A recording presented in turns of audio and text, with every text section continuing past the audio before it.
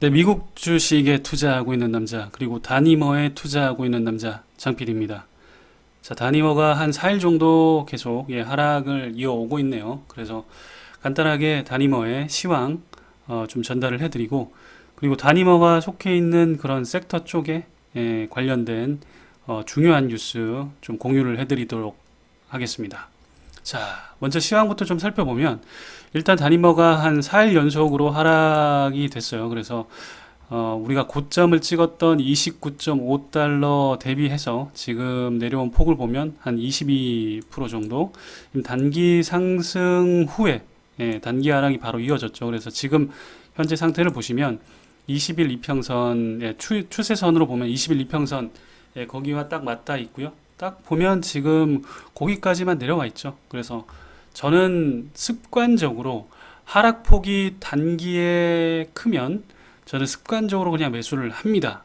그래서 일단 제가 어제는 아주 소량 정도 매수를 했고요. 그러니까 지금이 매수 포인트라고 설명을 드린 게 아니고 저는 그냥 습관이 단기 하락이 거세지면 일부 금액은 습관처럼 그냥 매수를 합니다. 대신에 단기 상승이 거세질 때는 절대 추격 매수를 하지 않습니다. 오히려 매도를 일부 수량을 합니다.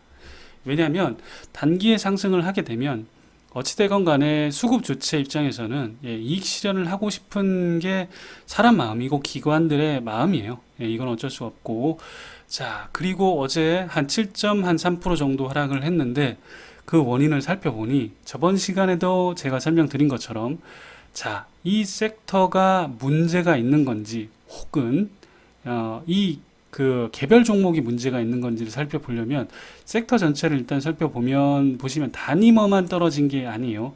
일단 레모네이드 떨어졌고요. 물론 폭은 다니머가 크긴 합니다만 레모네이드 떨어졌고요. 그다음 우리 또 우리 공매도 동기 스킬즈 거의 같은 폭으로 떨어졌습니다. 아우 뭐 반갑네. 그리고 후보TV 떨어졌고 C3AI 좀 소폭 떨어졌고 보시면 로블록스 떨어졌고요. 그 다음에 드래프트킹 떨어졌고 뭐 오코스 떨어졌고 퀀텀 떨어졌습니다. 이런 식으로 일단 스몰캡 성장주 쪽이 하락이 대부분 다 하락을 했고요. 자, 반대로 빅테크 기업을 살펴보면 애플이 큰 폭으로 증가했고 마이크로소프트 다 올라왔습니다. 테슬라 올라왔고 엔비디아 올라왔고 아마존. 자, 그래서 저번에도 설명드린 것처럼 여러분 지금 시장에 돈은 한정되어 있습니다. 돈은 한정되어 있으면 이게 예를 들어서 이쪽 섹터에 있는 돈이 이동해서 이쪽 섹터로 가면 지금 보시면 이쪽 섹터는 누웠고요. 반대로 이쪽 섹터는 일어서고 있죠. 기상을 하고 있는 상황이죠. 자, 그래서 이런 섹터들의 돈의 움직임이 어떻게 되고 있는지는 여러분들도 스스로 한번 좀 파악을 해보시는 연습을 해보시는 게 좋습니다.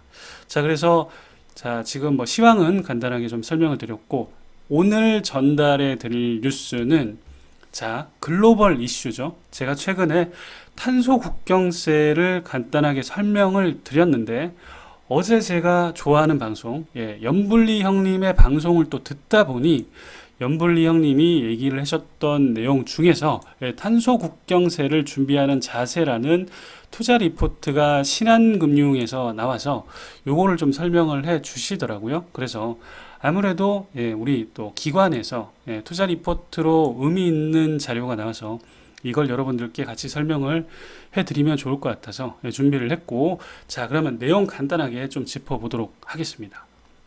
일단 이유가 저번에 설명드린 것처럼 2023년도에 시행하는 탄소 국경세 법안의 초안을 7월에 공개할 예정이라고 합니다. 7월에 탄소 국경세 법안의 초안이 나온다라고 하니까 그때 뭔가 구체적인 내용이 나올 것 같아요.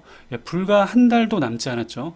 한 달도 남지 않았다. 요거 기억을 하시고 지금 보시면 얼마 전에 G7이 모였죠. 그래서 보시면 우리 또 이든희 형님, 그다음 또 우리 문재인 대통령 가셨고 영국의 총리 맞죠? 하여튼 이 형님도 오셨고 그래서 지금 보면 2021년은 지구를 위한 전환점 뭐 이렇게 해서 똑같은 얘기 했습니다. 넷제로 할 거다.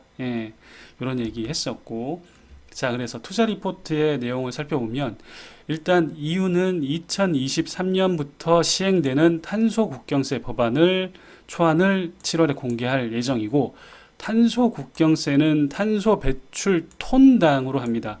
그러니까 탄소를 1톤을 만약에 배출을 하면 5만 원 가량의 부과를 한다고 합니다. 자, 그러면 이 이산화탄소 배출량이 많은 업종이 어디냐? 시크리컬 쪽이라는 거죠. 시크리컬. 그런 업종에 집중되어 있는데, 지금 보시면 철강과 시멘트가 가장 많고요. 철강과 시멘트가 탄소 배출이 각각 27% 정도로 30% 가량을 이쪽에서 배출을 합니다. 그리고 화학 쪽에서 15% 정도 배출을 해서 이 세 개의 산업이 차지하는 비중이 대략 70%입니다. 이거 어마어마한 숫자인 거죠. 그래서 여러분들 아시는 것처럼 철강은 그렇죠. 이걸 녹여서 해야 되기 때문에 이 녹이는 발전을 할 때 석탄을 굉장히 많이 떼고요. 시멘트 같은 경우도 돌을 녹여서 빻아서 뭐 이렇게 하는 거로 알고 있기 때문에, 그래서 일단은 녹이려면 1400도인가 아무튼 뭐 그 정도 온도가 필요하다라고 합니다. 그리고 화학은 여러분들 아시는 것처럼 석유에서 그거를 뽑아서 이걸 또 가공을 해야 되니까 굉장한 또 전기 에너지가 발생을 하겠죠. 그런 식으로 요 세 개 산업에서 집중적으로 이산화탄소가 발생을 하고요. 탄소 국경세 도입까지 1.5년이 남은 시점에서 제조업체들이 탄소 감축 방안을 논의를 해야 되고, 그걸 무조건 찾아야 되는데, 일단 여기 리포트에서는 수소와 CCUS라는 거를 언급을 했습니다. 그래서 처음에는 약간 실망을 했어요. 이 바이오 플라스틱을 또 모르시는구나, 이 형님이. 이 형님 성함이 뭐였죠? 형도 형님께서, 이름에도 형자가 들어가 있네. 아무튼 형도 형님이 모르시니까 메일을 한번 드릴까 이런 생각을 했다가, 언급이 되지 않는 게 훨씬 좋겠다. 이게 또 언급이 되면 또 굉장히 투기적으로 또 올라갈 거 아닙니까? 그런 거는 좋지 않다. 왜냐? 제가 아직 덜 모았기 때문에 천천히 가야 됩니다. 물론 지금 많이 갖고 계시는 물린분들은 또 빨리 가기를 원하실 거고, 하지만 또 어느 정도 의미 있는 비중으로 모으기 전까지는 사실은 주가는 천천히 가는 게 좋습니다. 왜냐하면 여러분들 생각을 해보세요. 지금 최근에 여러분들 이 주가가 급격히 상승했을 때 댓글을 제가 읽어보니까 어떤 댓글이 가장 많았냐면, 덜 담았는데 더 살 걸. 또 이런 느낌, 이런 유의 댓글이 많았어요. 근데 사람의 심리상 어쩔 수 없습니다. 왜냐하면 이런 공포에서는 사실 쉽게 선뜻 사기가 쉽지 않죠. 그런데 그런 공포에서 이런 때 매물대에서 사셨어요. 그런데 여기까지 내려가서는 사실은 이제는 쩐도 없고, 더 떨어지면 진짜 타격이 클 것 같거든. 그러니까 사실 저도 쉽게 그렇게 손이 나가진 못했어요. 그런데 또 단기에 역시나 또 급상승을 하니까 아쉬운 거죠, 사람이. 그런 마음은 모두가 다 똑같이 있습니다. 그래서 저도 사실은 급상승하는 걸 보고 추매는 하지 않았지만 속으로는 그렇게 또 마냥 기쁘지는 못했어요, 사실. 마냥 기쁘지는 못했다라는 게 사실 저의 팩트인 거죠. 속마음인 거죠. 자, 그래서 그런 마음이 있어서 저는 솔직히 이런저런 방송에서 자꾸 언급이 되는 걸 바라지 않고요. 그냥 천천히 제가 어느 정도 모을 시간을 주면서 천천히 갔으면 좋겠다라는 게 제 개인적인 생각이고, 개인적인 생각이니까 여러분들 뭐 너무 이거에 대해서 그렇게 뭐 안 좋게 생각하실 필요는 없을 것 같고, 자, 그래서 좀 겉다리로 셌는데, 탄소 국경세가 지금 보면 톤당 정확히는 40유로 정도의 세금이 언급되고 있다라고 하고요. 한 54,000원 정도 된다라고 합니다. 자, 그리고 여러분들 아시는 것처럼 지금 탄소 배출권 거래 제도, ETS라는 제도를 하고 있는데, 여기 보시면 이거는 뭐 테슬라 때문에 여러분들 아실 거라 생각은 하는데, 특정 기업에게 배출 허용량을 크레딧 단위로 일단은 제공을 합니다. 너 요 정도까지는 배출을 할 수 있어 라고 제공을 하고요. 자, 이거보다 테슬라 같은 경우는 요 정도까지만 배출을 하니까 그러면 너 나머지 남은 크레딧은 넌 판매를 할 수 있어, 요렇게 한 거고요. 그 초과 배출을 한 회사한테는 또 그러면 요 초과된 것만큼은 다른 회사로부터 크레딧 구매를 해야 돼, 요런 게 ETS, ETS라고 생각을 하시면 됩니다. 자, 그래서 지금 보시면 페널티는 이산화탄소를 더 많이 배출을 해서 발생하는 페널티는 톤당 100유로 정도 되고요. 시장에서 거래되는 크레딧, 이런 크레딧을 사서 가지고 오면 50유로 정도 됩니다.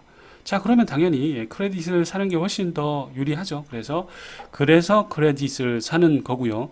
지금 이런 ETS 제도가 도입된 국가하고 도시는 지금 현재는 2020년 기준으로 한 58개 국가에서 시행을 하고 있다고 합니다.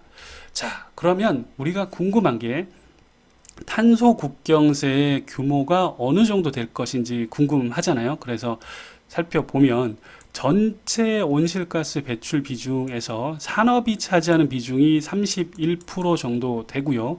그 산업 내에서 아까 이제 말씀드린 것처럼 철강과 시멘트가 대략 한 27% 정도로 배출을 하고 있고, 화학 쪽에서 15%를 배출을 해서 우리 다니머가 속해 있는 화학 섹터에서는 15% 정도를 배출을 현재 하고 있습니다. 그런데 이 세 개 산업에서 탄소 국경세가 부과될 세 규모가, 총액 규모가 266조입니다.